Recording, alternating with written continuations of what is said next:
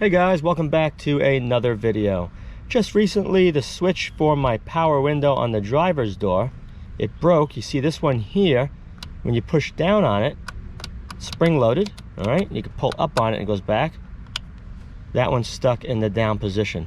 And it's a pain in the neck because what happens when you go to put the window up, you hold it, and when you let go, see it goes to the down position, then the window goes straight back down. I went online trying to find a good deal on one, OEM, and eBay had a few. They're about 45, 50 bucks. And I checked Amazon, but I didn't see anything that I really wanted. The prices were pretty high for the used ones. So what I'm going to do today is take you on a trip with me up to a U-Pull-It auto salvage yard in Palm Beach, Florida. It's located right next to the airport. Let's get going.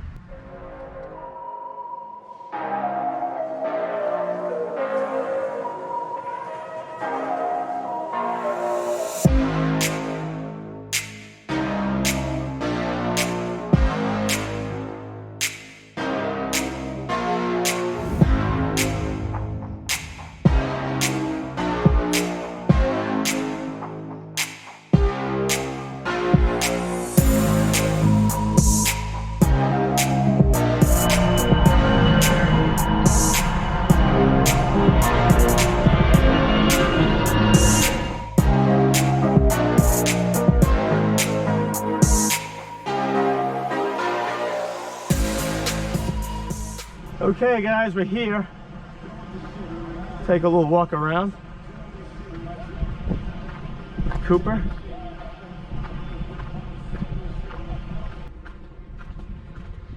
I think I see one way in the back. Yep. It's a mess. The bumper's laying on the ground. And this one is a, let's see, a 2004.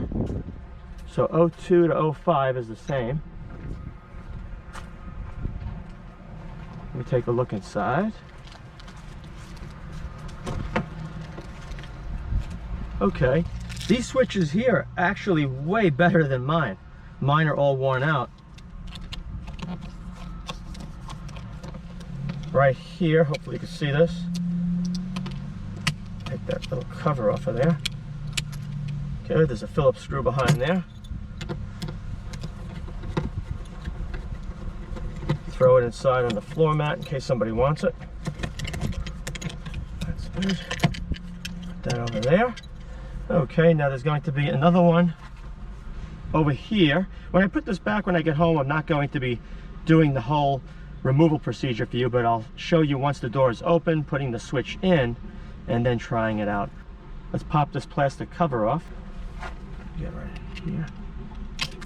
Good.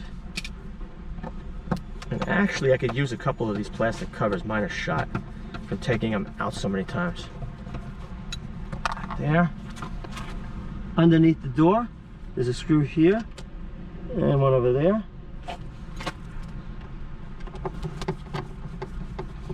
And supposedly the switch is only $11.50 or something like that. So I'm getting the same switch I had, which is the original equipment.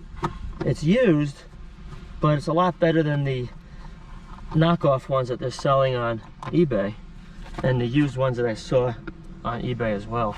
So let me go over here now, pop this off. I keep that. I think I'm gonna keep that one. I'm gonna keep that piece of plastic.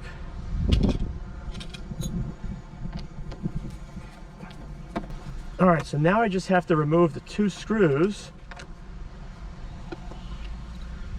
from the inside edge of the door in here. That's going to be a little more difficult because I don't have one of those tiny little 90-degree wrenches in my bag. So I'm going to have to loosen it a lousy way. But it still works. Make do with what you have. There it goes. A little bit more. That wasn't too bad. There we go. Okay, now I'm just going to pull the door out. The clips will release. Lift up on it. I can pop the sail off if I want. Get that out of the way. Lift up on the door.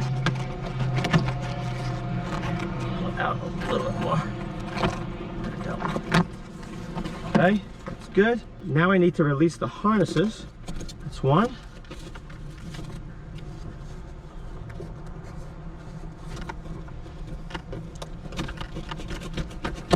Two. Three. And I think there's one more up here. Okay guys, I got it out. Took out these screws over here. Now the next thing I need to do, the entire armrest, believe it or not, needs to be removed. So I took out those screws, and over here there are some more. Let's pop all these screws out for the armrest, and then I'll be able to get this out of here. Come off right after this screw. Let's see. Okay. Yep. Very good. Let me throw this inside the car. Here's the switches.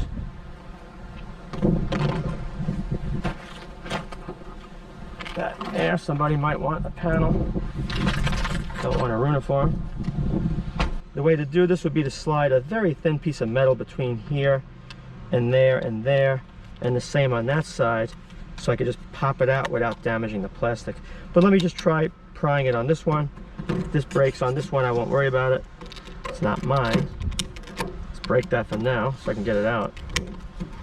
One. Let's break this one.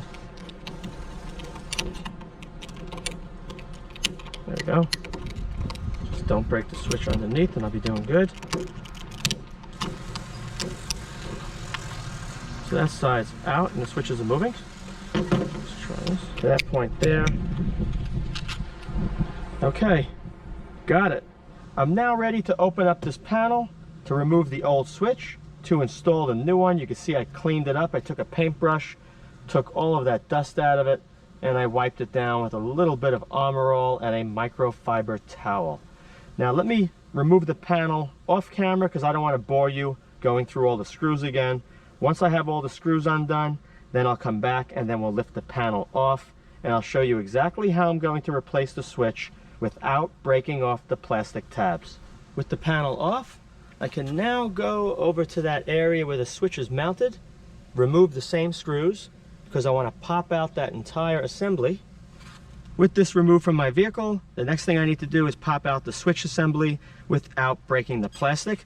And how you do that, you're going to use very thin strips like you see right here. Pick this up at a hobby shop. You're going to insert it right between, get it at an angle like that. Perfect.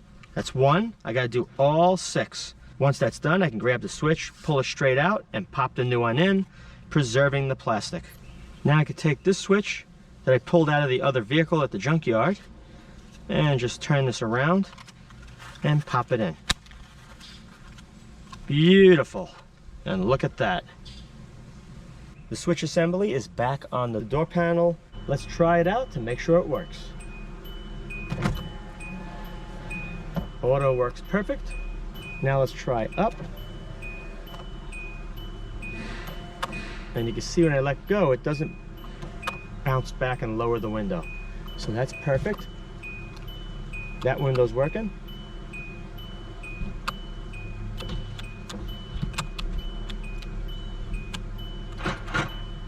Everything works. That did that because the key is in the engine. Okay guys, everything is back to normal, and it only cost me about $14 including tax, $11.75 for the switch, and I think it was $2.50 or $3 for an entrance fee. Great deal. I got my power windows working perfectly again. I hope you enjoyed this video. If you did, be sure to rate thumbs up, share, and check out my extensive video playlist for many other videos of interest to you. Thank you very much for watching.